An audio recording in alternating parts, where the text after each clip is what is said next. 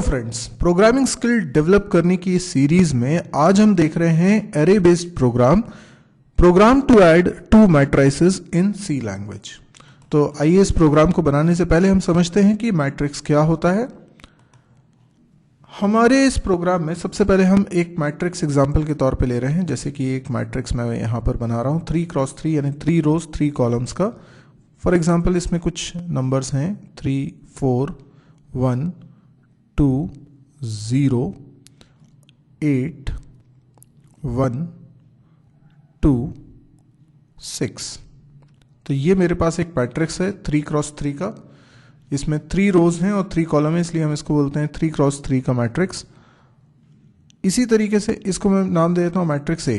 Okay, एक और matrix हम बनाते हैं मैट्रिक्स बी, और ये जो मैट्रिक्स होगा ये भी 3x3 का होगा।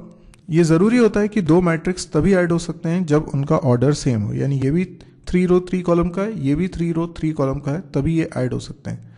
तो इसमें वैल्यूज़ हैं लेट्स से 4, इसमें वैल्यू है 6, वैल्यू है 2, -1 और 4, 8, 7, 0, 3।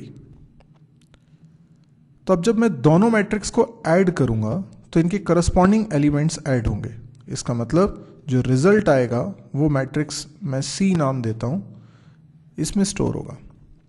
तो 3 + 4 होगा, दैट इज 7।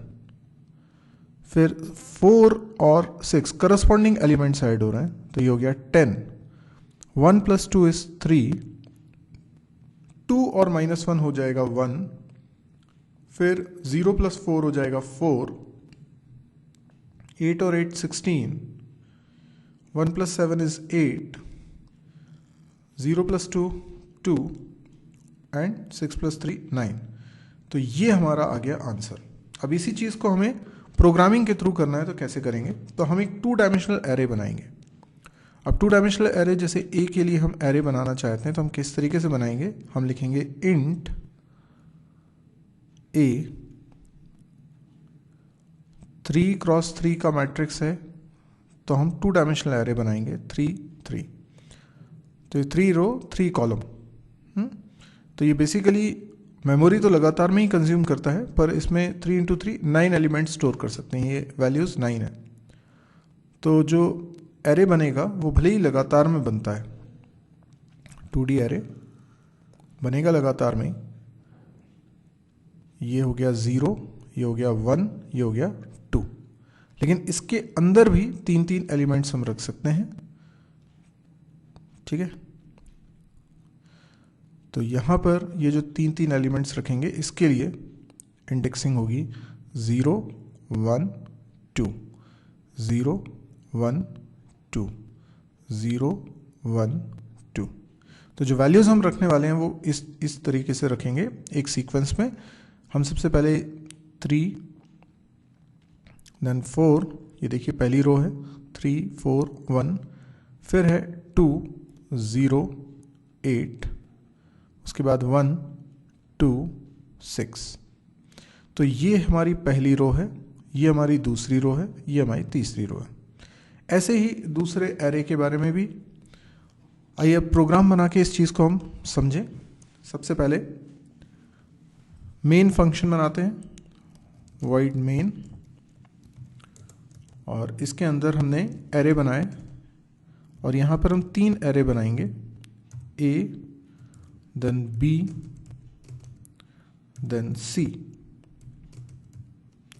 इसके अलावा मुझे क्योंकि इनके इंडेक्सेस को हैंडल करना है और 2 डायमेंशनल एरे, इसलिए 2 इंडेक्स हैं यहाँ पर, तो 2 वेरिएबल्स बना लेता हूँ I और J नाम से। अब मैं यूज़र को मैसेज देता हूँ enter 9 numbers for first matrix. ठीक है, अब मैं एक लूप लगा रहा हूँ, I की वैल्यू 0 से स्टार्ट करता हूँ, I <= 2 तक जाएगा I++। ये जो पहला वाला इंडेक्स होगा उसको i से हम हैंडल कर रहे हैं और दूसरे वाले इंडेक्स को हम j से हैंडल करेंगे। j की वैल्यू भी 0 से स्टार्ट होगी और 2 तक जाएगी j++। इसके बाद हम scanf लिखेंगे, जो वैल्यू एंटर होगी वो नंबर है, %d लिख रहा हूँ, एड्रेस ऑफ aij, ठीक है।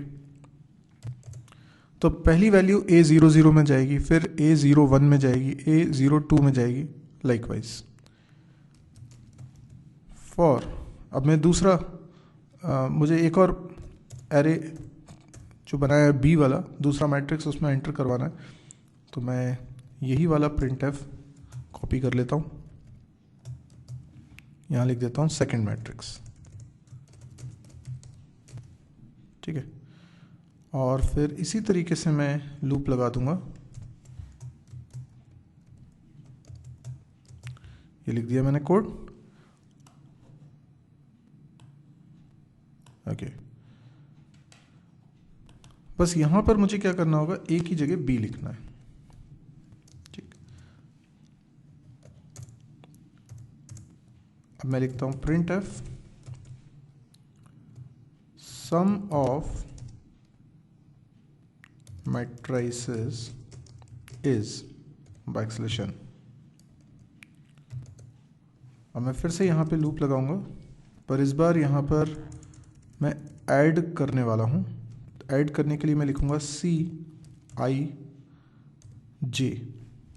इसमें असाइन करें a of ij plus b of ij। Logic बहुत सिंपल है, करस्पॉन्डिंग एलिमेंट्स को हमको ऐड करना है।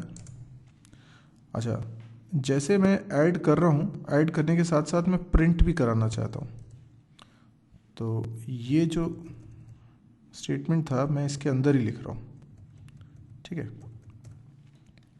तो यहाँ पर printf और यहाँ पे लिख देता हूँ %d, थोड़ी सी स्पेस, और उसके बाद फिर नंबर प्रिंट हो जाए इसके लिए मैं लिखता हूँ C ऑफ ij, ठीक है। ये लूप कंप्लीट होने के बाद लाइन चेंज होनी चाहिए, पर लाइन चेंज होने के लिए ज़रूरी है printf भी लूप की बॉडी के अंदर हो। मतलब यहाँ पर मुझे एक और कर्ली ब्रैकेट लगाना होगा, ठीक है, इस तरीके से ये वाला कर्ली ब्रैकेट इसको क्लोज कर रहा है। तो आप देख सकते हैं इस फॉर लूप के अंदर एक और फॉर लूप है जिसमें ये printf है, जो 3 नंबर्स को प्रिंट करने के बाद ये लूप कंप्लीट हो जाएगा अंदर वाला, और फिर लाइन चेंज हो जाएगी और फिर i की नेक्स्ट वैल्यू के लिए फिर से ये लूप चलेगा। तो 3 वैल्यूज एक लाइन में प्रिंट होंगी, तो वो हमें मैट्रिक्स का लुक देगा।